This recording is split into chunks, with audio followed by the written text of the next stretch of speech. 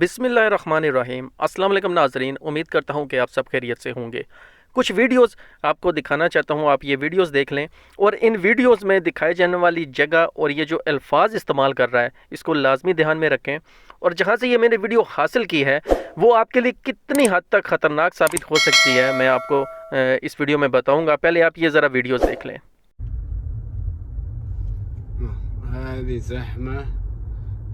الأمير متعب عند شوف الزحمة دي كلها، شفتها؟ هذه زحمة كلها عمالة، هذول اللي حيسببوا المرض. شفت؟ هذول كلهم زحمة على ايش؟ شوف السرة فين واصل، بنك البلاد، إنجاز بنك البلاد. هذه الزحمة كلها شوف.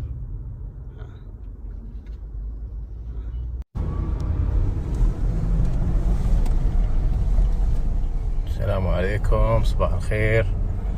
اليوم الأحد 5 أبريل. هذا طبعا حراج العمال غرب الرياض. شوف العمالة كيف، شوف العمالة كيف، شيء مهول مهول مهول مهول مهول، مو طبيعي. لا حظر تجول ولا مخالطة ولا ما يحزنون. شوف التجمعات كيف، كلهم أغلبهم من جنسية واحدة، جنسية الباكستانية واليمكن. شوف السيارات كيف، شوف شيء صراحة مهول. شوف شوف شوف شوف شوف على طول الشارع ما شاء الله، شيء يعني. شوفوا كيف جالسين، شوفوا ديانات وسيارات نقل، شوفوا كيف. طبعا هذا بس الشارع، من هنا الناحية الثانية برضو نفس الشيء بعد، يعني شيء صراحة.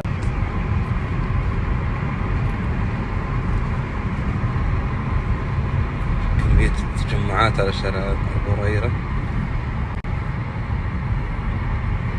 तो नाजरीन, ऐसी बहुत सी वीडियोस सोशल मीडिया पर वायरल हो रही हैं और ट्विटर पर सऊदी इदारों को टैग करके उनको जो है वो मेंशन करके उनको जो है वो बताया जा रहा है कि देखें किस तरह रियाज और जद्दा में जो गैर मुल्की और ख़ासकर जहाँ पर भी उन्हें शलवार कमीज़ नज़र आती है वो उससे जो है वो पाकिस्तानी से ही बोलते हैं कि ये पाकिस्तानी ही हैं। उनका ये कहना है कि जहाँ पर कर्फ्यू का टाइम जब ख़त्म हो जाता है तो ये गैर मुल्की जो है वो दोबारा से आम रूटीन में आ जाते हैं। मतलब कि ये रश डाल लेते हैं, एक जगह पे रश हो जाता है। कुछ इनको नहीं पता कि मुल्क में क्या हो रहा है, आजकल इस वबा की वजह से कितनी परेशानी है।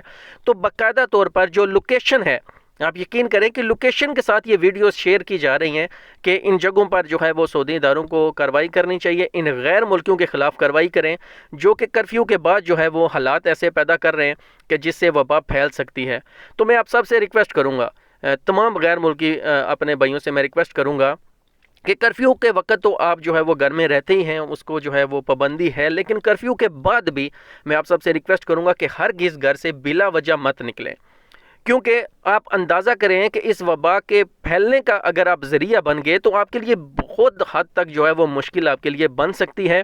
ये ना हो कि अगर आप बिला वजह किसी काम के लिए, गैर ज़रूरी काम के लिए निकलें और आपके लिए वो एक बहुत बड़ी मुश्किल बन जाए। तो मैं आप सबसे बार बार रिक्वेस्ट करूँगा कि बिना किसी वजह के, एमरजेंसी के, अपने घर से हरगिज़ ना निकलें। अपना और अपने पैरों का ख्याल रखिए। मिलते हैं नेक्स्ट वीडियो में। अल्लाह।